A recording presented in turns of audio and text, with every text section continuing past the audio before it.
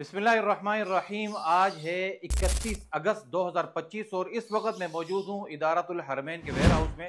आपको मालूम होगा, सोशल मीडिया के वास्ते से आप तक बात पहुँच गई होगी। हमारा एक मेगा लिथियम प्रोजेक्ट शुरू हो चुका है कि जिसका मकसद ये है कि वो मदारिस मुस्तफ़ीद हों कि जिनके पास 5 केवी है, इससे ऊपर का सेटअप लगा हुआ है और अब वो बैटरियों के मसाइल से दो चार हैं। आप देख सकते हैं कि ये वो बैटरियाँ हैं जो यहाँ से इस वक्त जाने के लिए तैयार हैं।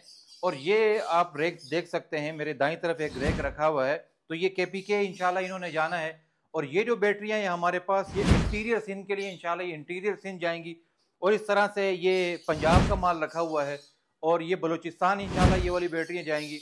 और इसी तरह से ये कराची है, वो भी कराची है, वो भी कराची है। और हमारी तकरीबन काफ़ी सारी बैटरियां हमारी इस वक्त तक इंस्टॉल हो चुकी हैं और इदारे उससे भरपूर अंदाज से मुस्तफ़ीद हो रहे हैं। अगर मैं इसकी स्पेसिफिकेशन की बात करूं तो ये तकरीबन 6-6.5 केवी के लिए ये एक बैटरी का जो सेल है, ये लिथियम एक बैटरी ये काफ़ी होती है।